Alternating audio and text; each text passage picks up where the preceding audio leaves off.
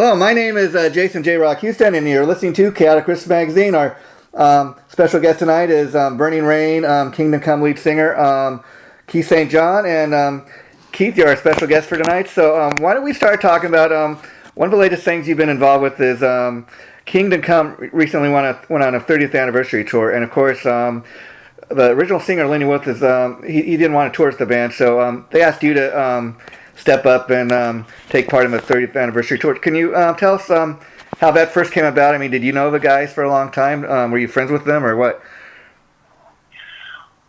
Well, yeah, Jason. I knew James Kottak since the 90s. Shortly after I came to town, I don't know how we hooked up, but he heard something, maybe a demo of mine or something was floating around town. And he gave me a call, and we jammed on some projects together back then. And then we didn't really have any, much contact except, at backyard barbecues or something. Yeah. But we didn't do anything band-wise, musically, until Kingdom Come, until this tour that we just did.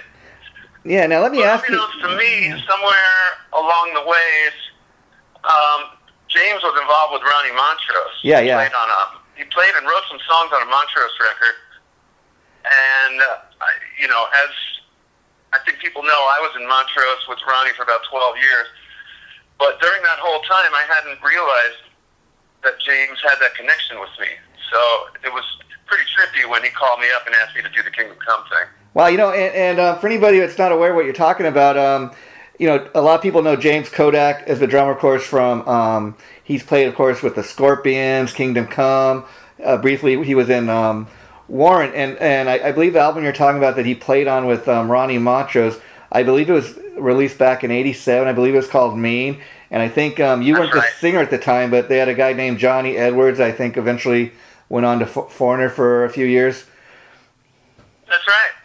The record was called Mean, and as James will tell you straight up, Ronnie's a big reason that he came out to L.A. to begin with, and kind of started him on the road to being part of this whole scene. Yeah, and now before we get talking about the Ronnie Montrose Remembered concert that you're a big part of, I want to ask you in regards to Kingdom Come. First of all, how was the tour with the band? Are you happy with the way it came out? Did the shows go really well? The tour was really great. And the bottom line is as a singer, I have to pick and choose what kind of tours I'll go in on where they've got the whole original band minus the singer. Yeah. So that could be a pretty hot spot if fans are going to be maybe a little stubborn to be accepting or kind of really wanting the old singer. As everyone can understand, that's kind of a tough thing. So I generally won't take it on unless I know that I can fully be myself and, get my soul and my spirit totally into it and have it work for that music. And for their music that they did on those first two records, it really applied, I thought. I can sing my kind of way and kind of be me, and it'll still really work for this music. And it did. Bottom line is it did, and the tour went really, really well. It was a really great response everywhere we went, right from the get-go. So, it was like a big, deep breath, okay, cool. After the first couple shows, they're digging it. Yeah, reviews were good. Lenny's brother was at the very first show we did in Seattle. Wow. And, he was giving me hugs afterwards, giving me kudos, saying, hey, I knew you were going to be good at this, but I didn't know it was going to be like this, wow, kind of thing. And right from that night, I was like, killer, I feel better. Yeah. All right, let's go get a shot. That's cool. The thing to me about this is when I first heard, they were going to get you to front Kingdom Come on the tour, I was saying, well, this guy's no doubt he can do it. But what I was very interested in is Lenny Wolfe. He's German, he's got an accent, so I thought, what's that going to sound like? But it sounds like you really handled it. And I guess the next question is, since the tour went so well, do you guys have plans to maybe do another tour? Has there been any talk of maybe doing a record together? There have been no talks of officially doing a record together yet. Yeah. Some of the guys started tossing around some song ideas, and there was a little talk about it, but there's nothing official on the map yet with that. Right now, as far as more touring goes, we've got spot dates. we want to kind of profile the band, I think, a little bit more, and play bigger kind of open festivals with a lot of other bands from the genre, and get the name kind of back up on the map, legitimately, kind of where it belongs. So we're going to be part of Monsters Rock down there in Miami, and we're going to be part of M3 this year. If you guys want to go check the calendars on that, you'll see us in there. I can't tell you what date, but there'll be probably more spot dates like this throughout the year, and then we'll see. We'll see if another, kind of 4, 6, whatever, 8-week tour comes out. Well, that sounds cool. I mean, it definitely makes sense to do it that way. And, this could have gone, like you said, couldn't have gone any way, but I think why fans were very much for the band getting back together to celebrate their 30th anniversary. It's been a number of years since they've actually played together. I mean, Lenny Wolfe carried the band on for several years where he was only original member, but the way the band ended, it's kind of I was always interested in the fact that there was so much controversy around Kingdom Come back in the day, just because the fact they sounded like Led Zeppelin. I'm like, well, that's their kind of roots coming out. What's the big issue with that? And it's kind of funny. 30 years you guys come back and you do these shows, and it's not even an issue anymore. No. People look at things differently these days. In that amount of time, there's been such a resurgence of 60s and 70s and 80s, even all kinds of great music that a lot of bands nowadays that are young and just coming up and they're 19 or 20 or whatever, they've got this sound and people appreciate it. The younger generation, I don't know if you want to call them millennials and post-millennials and whatever else is going on now, they're into it. They're into Hendrix and Zeppelin and all that great music, because those rock artists are kind of like the Beethovens and the Bachs and the Mozarts of rock as it stands right now. Those are the icons that, the influences dribbled down since the 70s from now. And now, if you sound like Zeppelin or you sound like the Stones or the Who or whatnot, it's kind of fresh and people dig it in a way. Yeah, and the other thing... I'm not saying we're capitalizing it all on that, but what I'm saying is you don't have people sitting in the audience with their arms folded and go, oh, this sounds like Zeppelin. If it sounds like Zeppelin now, people are like, holy shnikes, dude, this sounds like Zeppelin. Check this out. Yeah, I mean... I don't know if I can say what I can say on the air, but... Yeah, that's fine. I mean, I interviewed your bandmate, Danny Stagg, and because of what I read in the press back in the day, a lot of people were led to believe the band eventually split up back then because there was so much of controversy. Oh, they're just a Led Zeppelin clone, man. And Danny was telling me, he says the problem was that back at the time when the band decided to break up, the original lineup was the fact that there's a lot of people saying a lot of negative stuff, and the band started kind of kind of fall apart just based on what people were saying. But what I think's dig that you guys can come back 30 years later, and those are the two albums that most Kingdom Come fans will point to. And it's amazing, how well those songs have stood, over the last of 30 years, Yeah, no, it's really amazing that it was able to be put together. Those guys, like you said, they did 2 records together, bam, bam, and it was like a whirlwind. They were on a huge tour, with, Van Halen and Bon Jovi and other big bands way back when.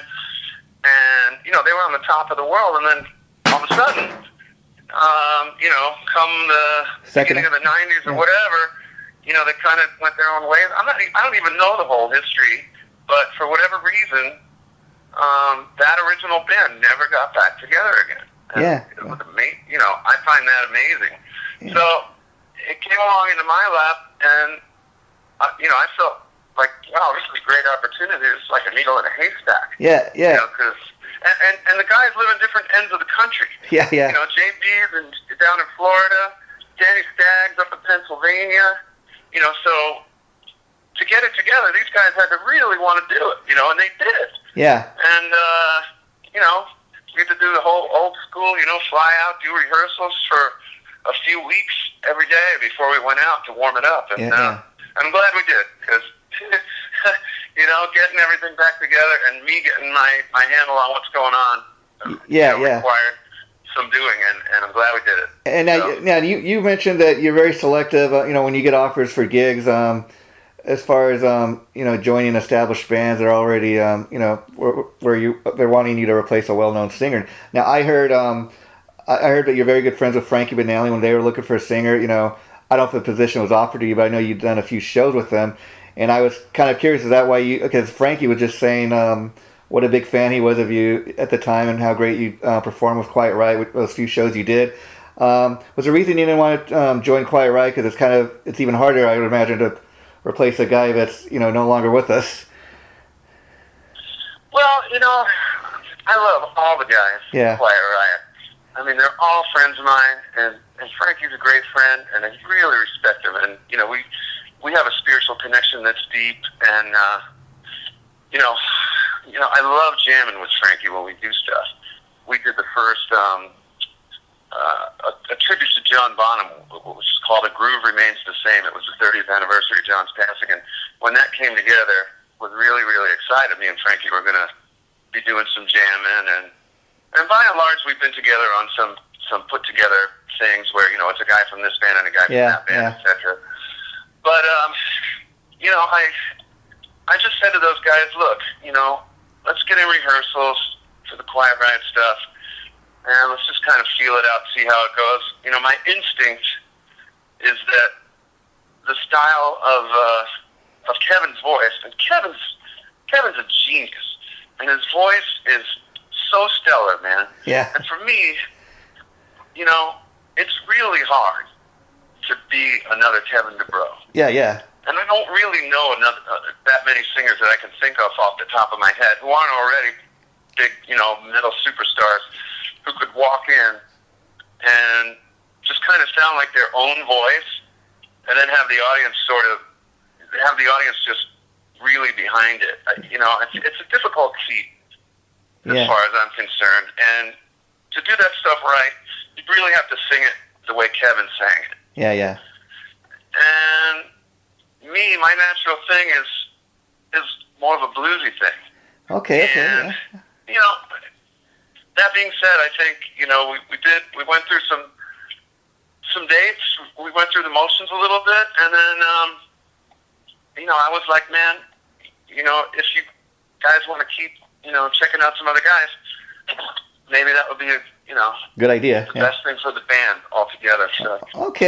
That's pretty much that. And then the other band you're involved with, of course, currently, you guys are getting ready to release your fourth CD. Is of course the band Burning Rain. Yeah, baby. Now I want to talk about Burning Rain for a little bit because I saw the video you guys just put out a few days ago for, I believe it's called Midnight Train. Great rockin' track for anybody who hasn't seen it. Now I was curious. I know you and Doug Aldrich are kind of the mainstays in the band, and I know. You've got Blas Elias now on the drums, and who's the bass player you got now? Oh, it's Brad Lang. Oh, okay. I don't know if you're familiar with Brad. From Y&T, right? A long stint in Y&T. Yeah. Oh, okay. That's a great rhythm section. Now, how did you get those guys to join? Because I know Blas has, for the last several years, been in Las Vegas, and he's kind of been performing there. So he's a great addition, I think, to the band as is Brad.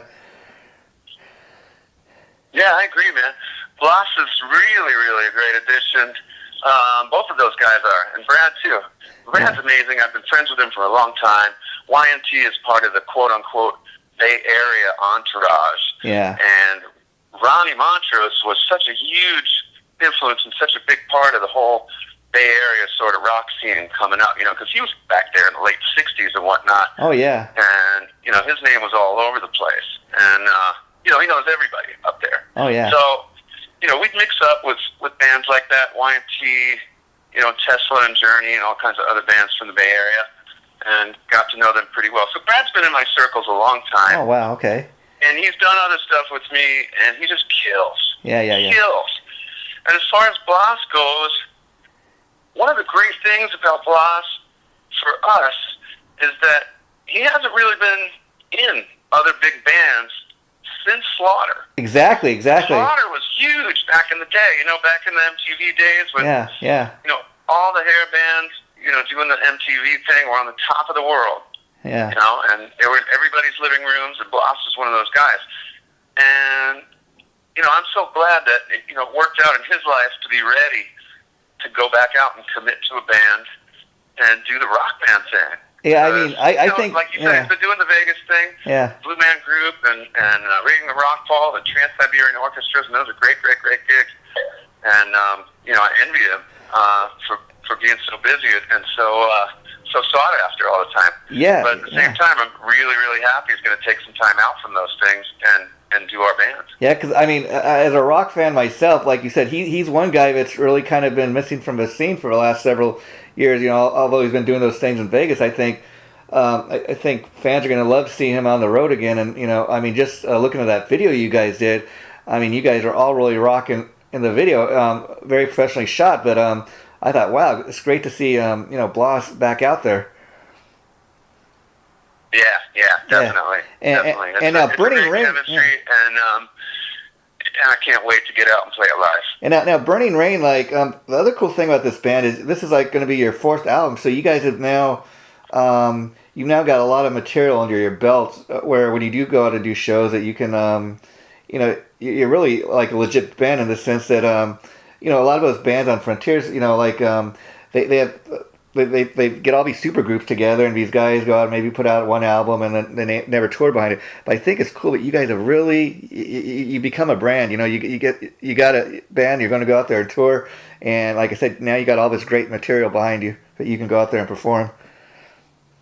Yeah, absolutely. And we kind of have a cult following, I would say, maybe is the right term. Yeah. Really, really built since the first record. When we go out and do shows, I see a lot of the same people right from the first record. They're still there. They're still in the first 5 rows hanging out. Yeah. And there's a history and there's a solidity to the whole brand, as you said, that really, it helps us out right now because we're not, one of those bands that just got thrown together.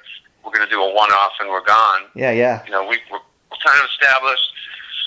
But the beauty of this time around and this record is we're not in the middle of all our other stuff and these big world tours, Doug with Whitesnake, or Dio, or me with Montrose, or Lynch Mob, or whoever else. We've got the time to actually go out, play this thing live, and bust a move, and get people coming down to the shows, and just hopefully building this thing the right way, the way we've always wanted to. Yeah. So I'm really excited about that. I'm looking forward to it. And even you, Keith, you've been on the scene long enough where I'd imagine when you guys go out and do these Burning Rain shows, you get fans coming, oh, hey, Doug, you're the guy that plays with the Dead Daisies. Keith, you're the guy that played with Ronnie Montrose and all these other people. And you got all those fans coming to the shows, and they might not realize when they pick up, Burning Rain CD at first, okay, that's these guys that play, he's played with Dio and he's played with Whitesnake, and this guy's played with Ronnie Montrose. And then, this is cool, you guys got this other band too, okay? Well, as Doug and I have chit-chatted with each other over the years, we've always communicated, hey, dude, he would be on a Whitesnake show and be like, how was your show last night? Cool, how was yours? 12 people came up and asked me at the signing table, when's Burning Rain coming back out?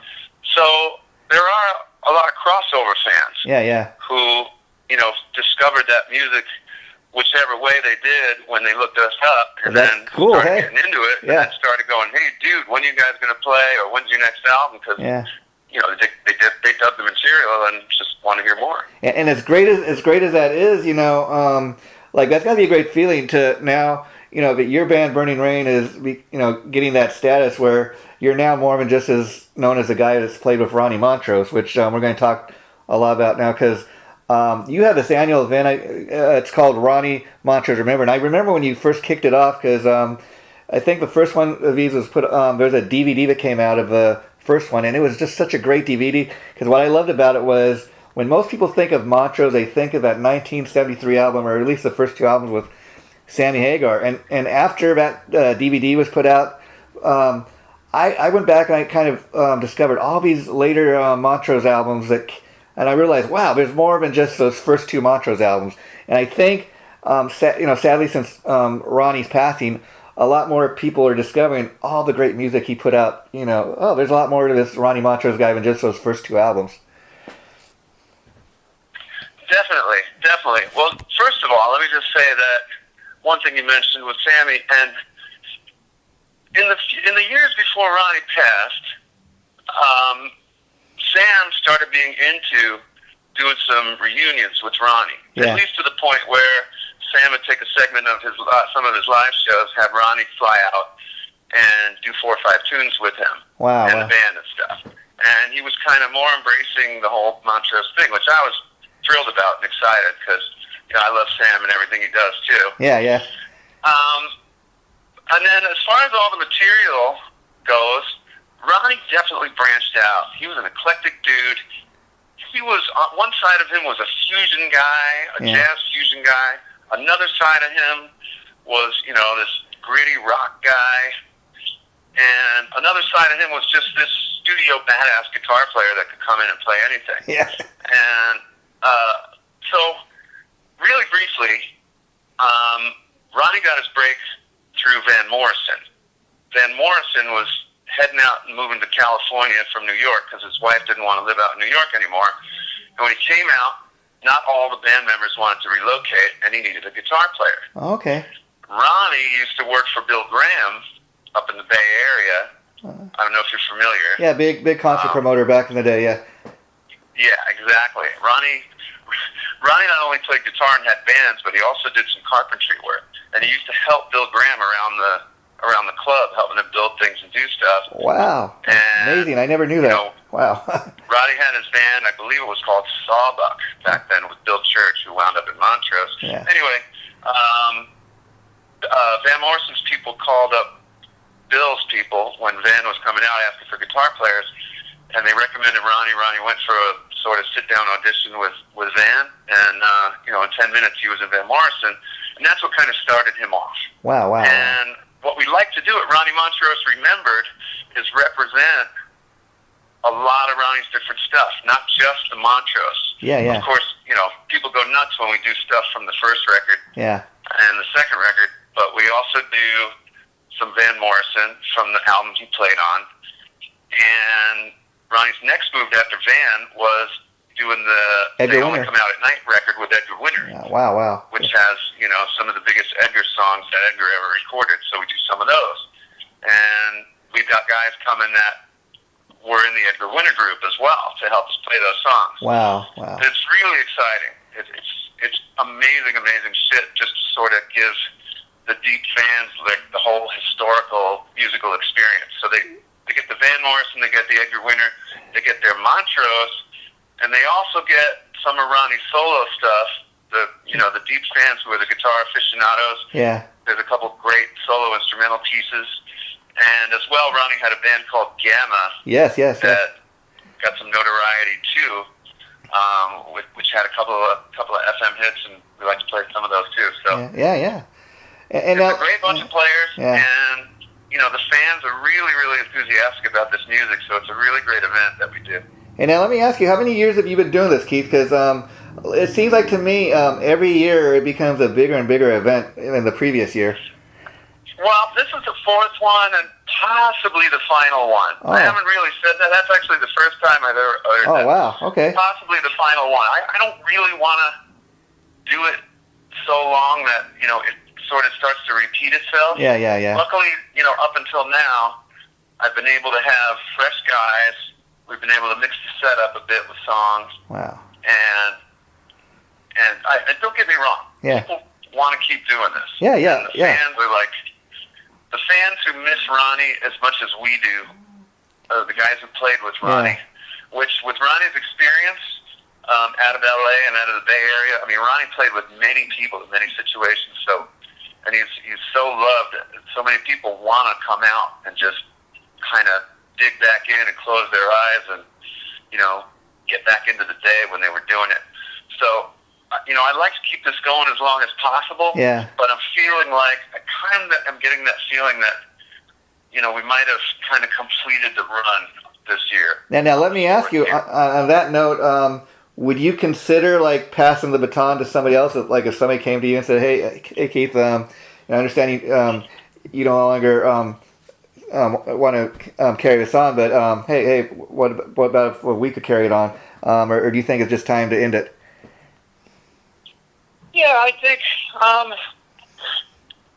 tell you, man, I felt like, when I started it, I felt like the people in in L.A. And the Bay, and a lot of people that loved and played with Ronnie just couldn't get to the memorial celebration we did right after he died. It was just really fast. It came together quick, and it was, the planning it was very fast. And there was a lot of people who missed that, and that was kind of my spark to do the first one. I'm like, you know what, we really need to throw something down in L.A., and I thought Around the NAMM show was the only time we're actually going to get enough people from different areas in the country that are actually going to be down here, and it worked out, and I only planned on doing one, but it just worked out to such an extent, and the hype just kept building afterwards that, had to do another one. And you know how sometimes you just feel when it's time to wrap it up. Yeah. Well, I gotta commend you, my friend, because even though you initially planned to do one, look at what it's turned into, and I think the thing you and everybody that's involved with the show really accomplished over the years is you've managed to kind of keep Ronnie's legacy alive. And the great thing about the way you did it is you brought together people that either played with him, such as yourself, or people that were greatly influenced by him. And I think what the fans have really loved about it is the fact that a lot of the music people may not have been aware that Ronnie was involved with is kind of getting exposed, and people will get a chance to hear everything he did. Because even myself, like I was aware that he was in Van Morrison. I was aware that he had those great Montrose albums with Sammy, but I wasn't aware. A couple of years back, I wasn't aware of all the other albums. And then, through my research, like I was interested to find out the song "Good Rockin' Tonight." I had no idea that was a cover of an Elvis Presley tune. I had no idea that 20 Flight Rock was an Eddie Cochran tune. But I mean, he even did a Rolling Stones cover. And I thought, man, he really made those songs. Yeah, Connection. He really made those songs all his own. If you go back and hear any of the original version, especially "Good Rockin' Tonight," I think nobody has a clue that that's an Elvis Presley tune originally. Well, that's all part of kind of what I was saying before. I was like, man, if I can't do it and reach into my soul and be me and have it work for the song, then I don't think I'm the right guy. And that being said, when I first heard "Good Rockin' Tonight," hell, when I was touring with Ronnie for probably the first 8 years, I just thought, him and Sammy wrote that song and that was that. Yeah. Because it was so Montrose and it sounded so like them. And when I found out it was an Elvis thing, I was like, what? You gotta be kidding me. Elvis can't do this. And then, it's hard to even listen to the Elvis version. Yeah. Their thing is so cool, man. Yeah, and then this year, I gotta say, I got two guitar players playing on "Good Rockin' Tonight," and they're both just the right guys to play this song. I mean, nobody could be better to play "Good Rockin' Tonight" than who's on it this year. And if you want to find out who it is, you're going to have to come to the show. Oh, okay.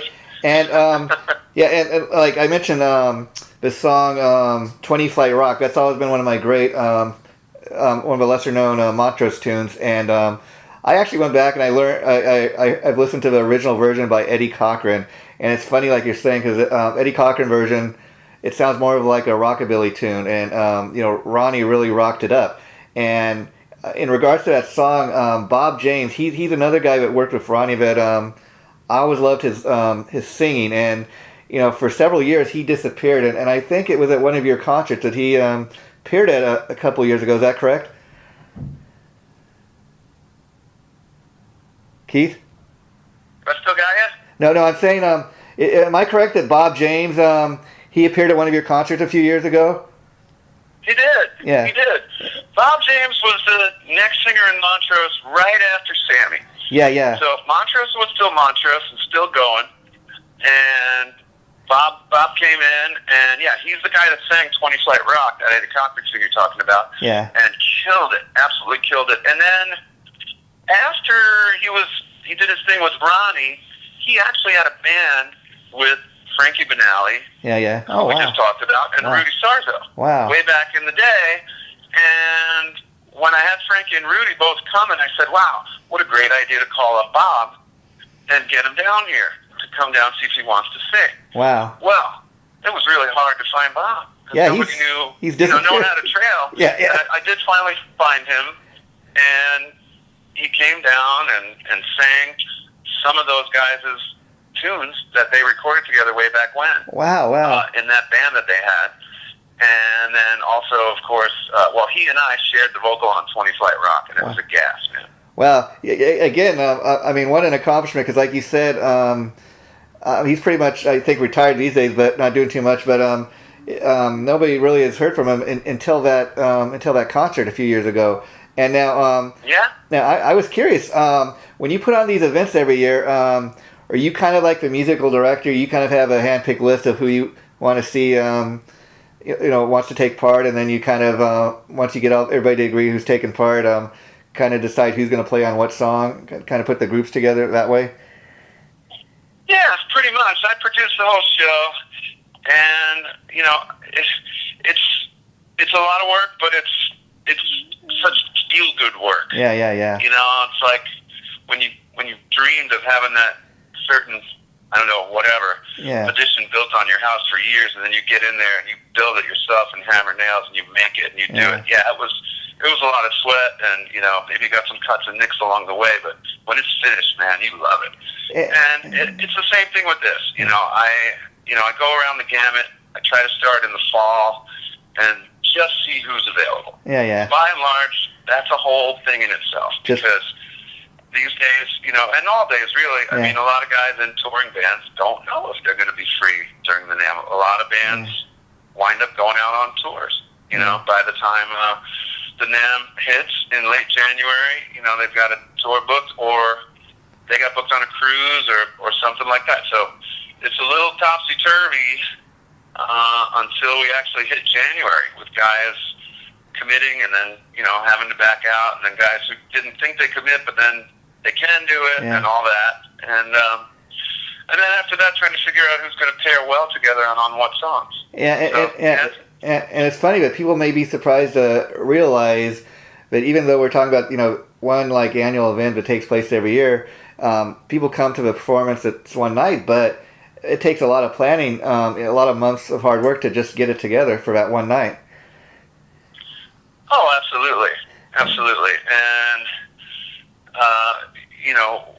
once it's all scheduled, it's like the deepest breath of the year. It's like, it's over with.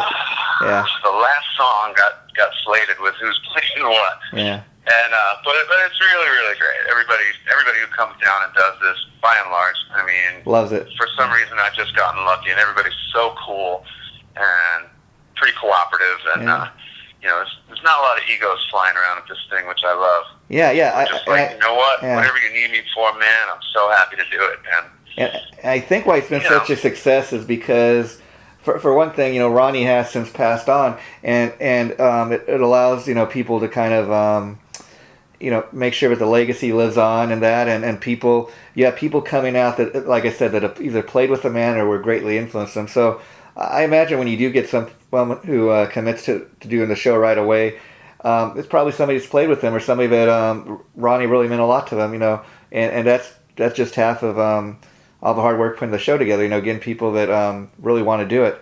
It seems like there's just, you probably get people calling you saying, hey Keith, I want to be part of your show, and probably have to actually turn some people. It goes on both, it goes both ways. It's me calling out and people calling in, and at some point it just kind of comes together. But what is really cool is we get guys who, they're notable guys. Yeah. Almost all the guys that come, especially guitar players, are really notable.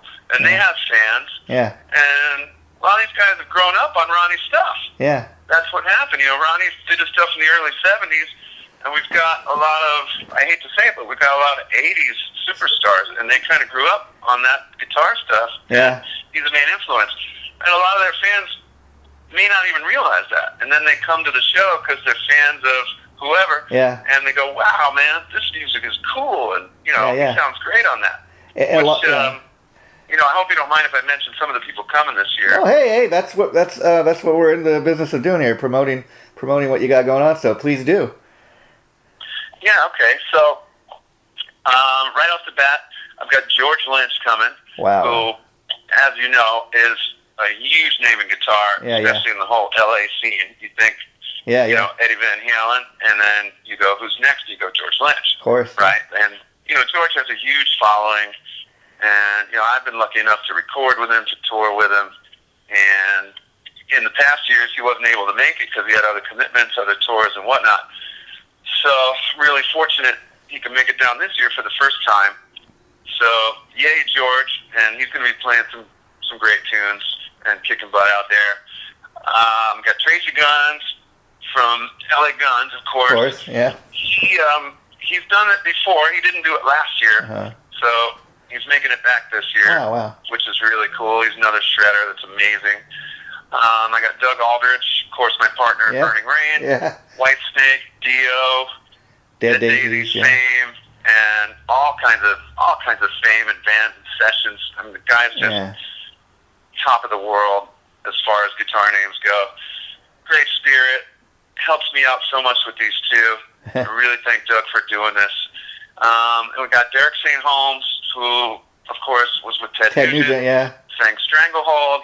He's actually going to help me sing on a couple things this year. Cool. Got Dave Amato from REO Speedwagon.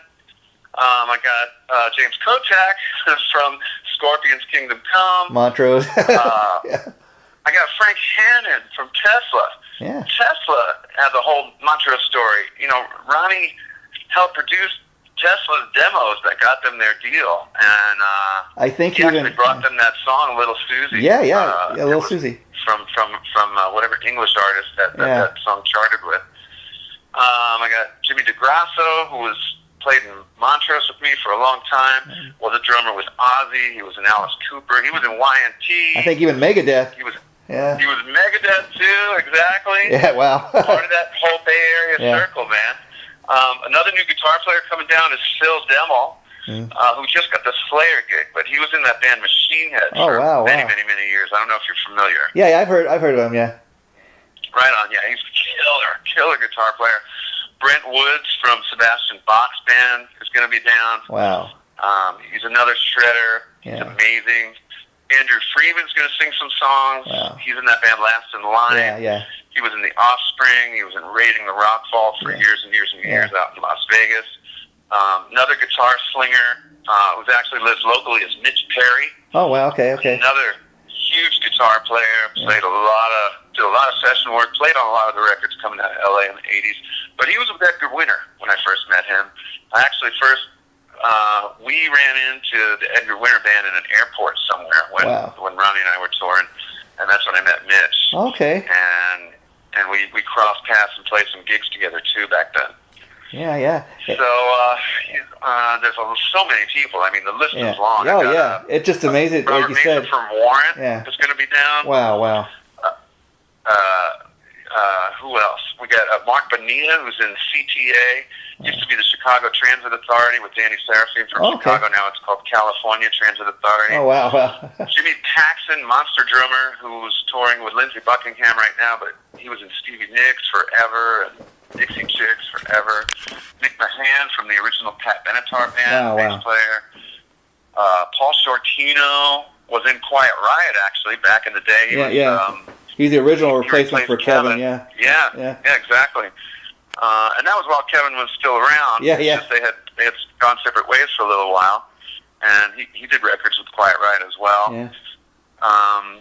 The current drummer with the Ted Nugent band, Jason Hartless. Oh, wow. Young guy, but really burning, amazing drummer. He's going to be there.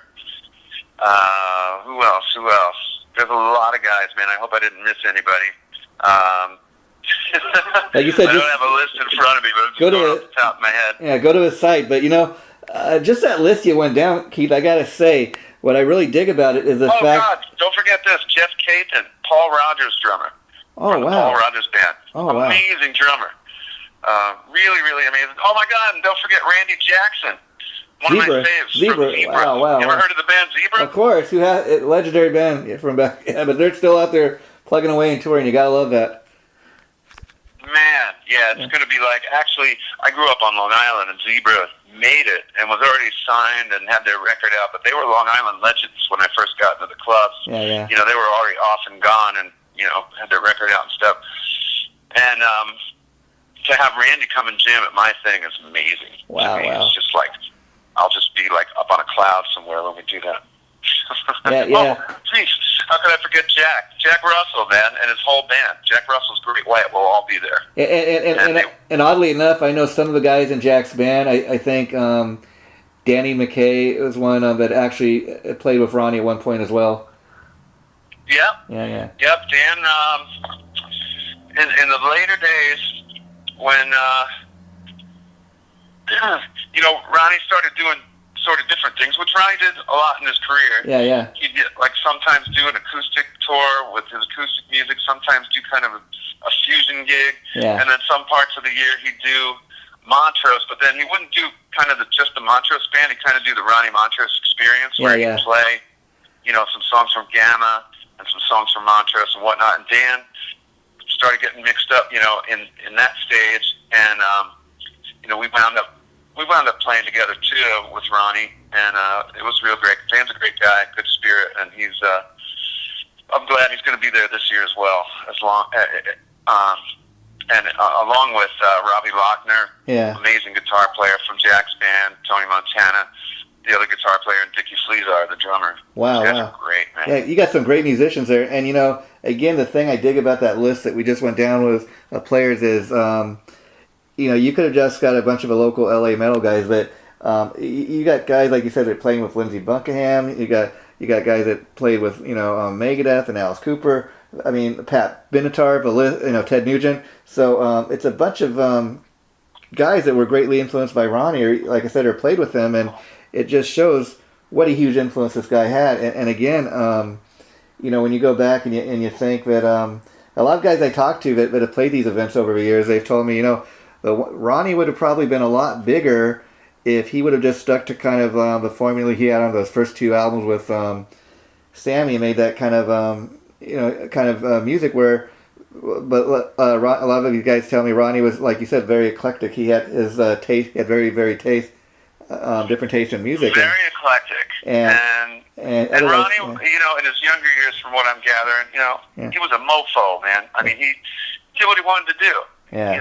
I don't think he had to worry, like, hey, I better hold on to this because it's building into something, and he'd go off and do what he wanted musically, and he was happy as a lark. Yeah, like Frank Sinatra saying, got to do it my way, but you got to respect the man for that, because doing it his way, and look at the huge legacy he left behind. Now, before we wrap this up, Keith, I want to ask. I know the very last thing that was put out a couple of years ago was kind of songs. It was called 10 by 10. These final recordings Ronnie did and Eric Singer, I know, and Ricky Phillips were a big part of putting that stuff together and getting it out. You appeared on the album, didn't you? If I'm not correct. I did not. Oh, okay. But suffice it to say that Ronnie and I, we wrote a lot together, and we wrote quite a few of those riffs. Oh, okay. But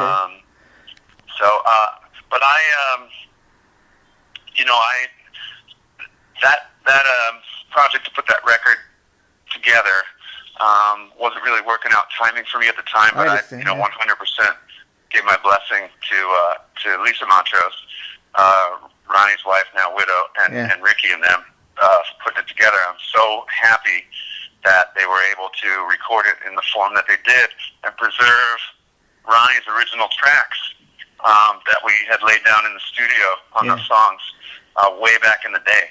Yeah, and that was really cool. The amazing thing to me about that album was a lot of times when you have records where every track is like a different lead singer, it doesn't really sound cohesive. But amazingly enough, especially when you consider the album was put together after Ronnie had passed away, the album as a whole, I mean, maybe it's because Ronnie was involved with the writing and all the guitar playing, but it does have a very cohesive sound, amazingly. But I think that just kind of speaks volumes about maybe Ronnie's gift as a songwriter and player. Well, it does. It definitely does. And also, a lot of people don't realize this. Ricky Phillips is a monster bass player, and he's been in some huge acts of his own, bands that he's been in, as you're aware. Yeah, like Styx, for one. He's also a really great producer. Yeah. I mean, a lot of the reason that it sounds that cohesive is Ricky Phillips' production. He's just a mofo, man. He's a badass. And had he not been the one to take that up, I don't know, I would have felt as good about where it was going. Me personally, I mean, not that that means anything, but, you know, I was really glad that, you know, he kind of took it as, you know, as far as took it upon himself as a matter of the heart, a deep matter of the heart, and made it what it needed to be.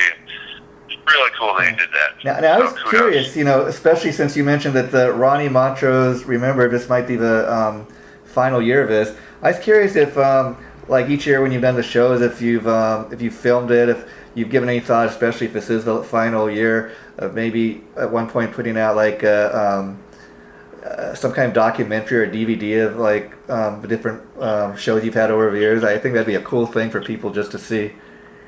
I've been talking about it now and again with Lisa Montrose. Oh, okay. And honestly, from our shows, I think I'm the only person that has the archives. Oh. So I've got a whole bunch of stuff, and actually at the time it was shot on VHS. That's how long ago it was. And, I've converted some of that stuff to digital, and you know, there's rehearsals, there's pre-production sessions. Some of them are for that stuff that eventually wound up on 10 by 10. Wow. There's gigs with, you know, different lineups over the years, because we started Montrose in '99. Ronnie was kind of out of the scene for a while. He asked me if I had guys, you know, and so I called up some guys, and we started out with Pat Torpy, who was in Mr. Big at of course, the time, sadly passed on drums, and Chuck Wright. Wow. And that was the beginning lineup. And after those guys, you know, it went around a few times. We had a few different really ripping rhythm sections over the years, and you know, definitely got some footage from those different sections. So maybe one of these days we'll be able to put something out. That would be a cool thing. And now, after being able to do something successful, like for the last 5 or 6 years like this, as far as being a concert promoter, especially if this was your final year of this, would you have any interest in continuing to promote shows like this, or put on different types of shows, or do you want to just stick to kind of doing your own thing, especially now that Burning Rain is kind of getting some momentum? If it comes along, I'll do it. Each of these last years, after I did the first one, when NAMM came around the next year, I got asked to do a few different shows. Hey, you know, we got this ballroom this night. Can you put a show together for us? And I have some ideas for some other shows, which I don't want to say what they are right now. You know, because they're my ideas, and I don't want anyone stealing them. I hear you. I'm not sure. You know, maybe there'll be some more stuff at NAMM that's different. This is the only one I'm doing this year. Again, I did the Frontiers Festival in the U.S., their first festival on U.S. soil, Frontiers Music, our record label. And how did that record label? How did that go over? A label that has a lot of bands on it, and that went great. It was packed. It was. We did it at a place called the Canyon Club in Agora Hills, California, which actually has a pretty large capacity. And you know, they had a record crowd for for the last 10 years. I bet. I was very, very happy about that night. I bet, and you got a pretty good label that you guys are on there with Frontiers. They put out a lot of great stuff. I think. I mean, they're keeping that type of music alive. So I really think that's a great thing. God bless them for doing that. Yeah, and they have an affinity for the style of music that Doug and I sort of blend in with and are part of, and a lot of the bands from that generation that we love, and I'm so glad that they're around, and they do such a great job, and they're great people. They really know what they're doing, and I feel very comfortable with them. Yeah, and now in regards to Burning Rain, like I said, Burning Rain, you guys are really starting to get some momentum, especially I know once the new album comes out. I was curious, Keith, have you ever had any interest though in like putting out a solo album, or would you say you're more of a band guy, that you prefer to do the band thing as opposed to like putting out a solo album or something like that? I am more of a band. I like to have a band thing, even when I do a solo thing. I kind of like to have a band guy, kind of like a Billy Idol. He's got Steve Stevens, and Backy band, there's still a cohesive energy going on between the members, etc. And I wasn't going to say anything really, or planning on saying anything, but I do have some solo stuff in the works right now. Okay. And, at some point, when it's the right time, we can talk about that. Possibly when Doug is busy, and, Burning Rain has to take some time off, that might be when a St. John record comes out. Wow. So, look for that, because,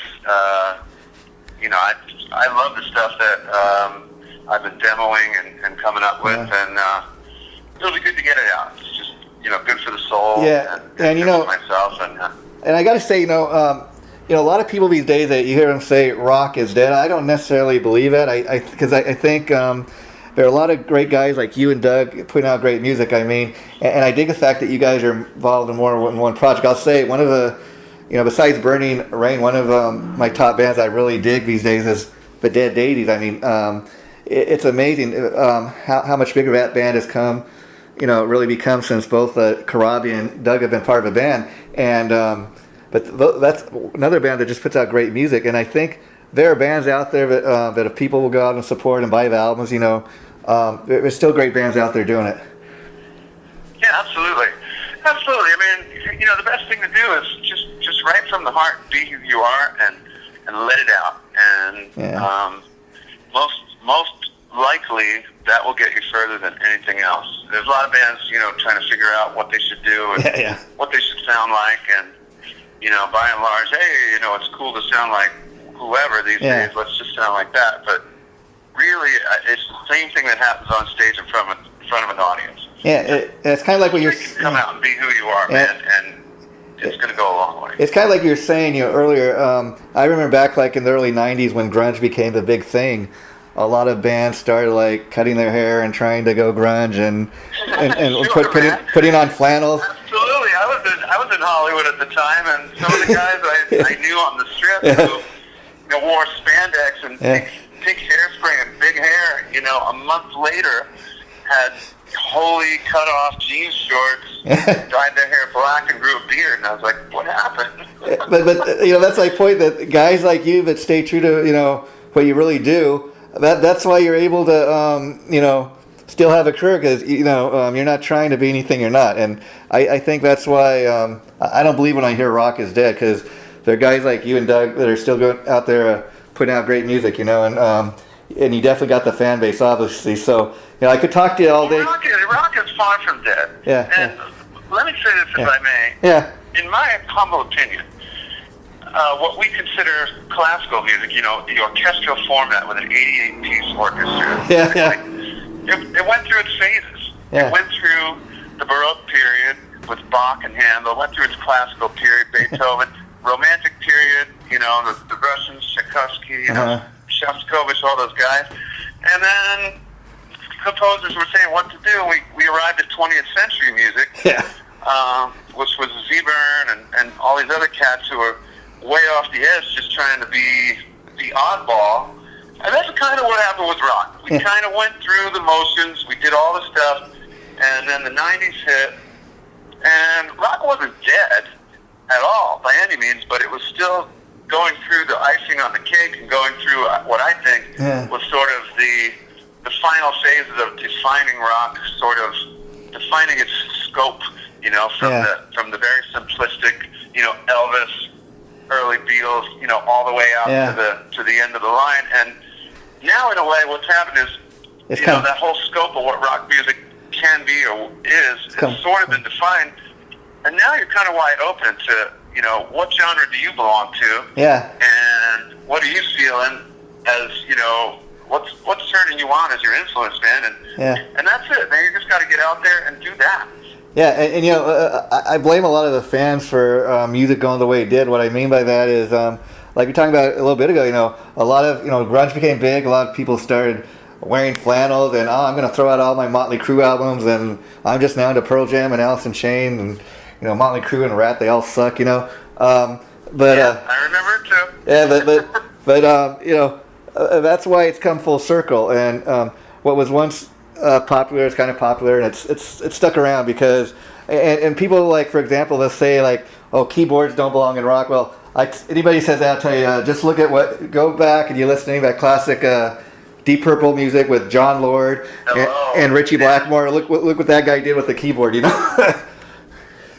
Hello. Yeah, absolutely. Yeah. There's a lot more than that as well for keyboards. Yeah. There's the Doors music. Oh, yeah, even the Doors. And the Doors is interesting because they were kind of like a 4-piece band. They didn't even have an official bass player, which is kind of... Well, Ray was their official bass player, but yeah, you're right. Yeah. Well, you know, I could talk to you all day, Keith. I've really enjoyed talking to you. This interview will probably be going up in the next week or two. I'll let you know once it gets posted. Before I let you go, I want to ask, do you have any problem with me taking a couple photos off your Facebook page to use with this? No, I'll grab it, man. I mean, if you want to just, you know, slap it by me before you throw it out there. Okay, sure. That'd be cool. Okay, and then I was just going to say, I'll let you know when the interview gets posted here that we just did. And then once I get a chance to check out the new Burning Rain CD, I'd like to list it in its entirety. Maybe do a separate interview just talking specifically about that because I want to really help promote that. Okay, so keep that in mind. Okay, well...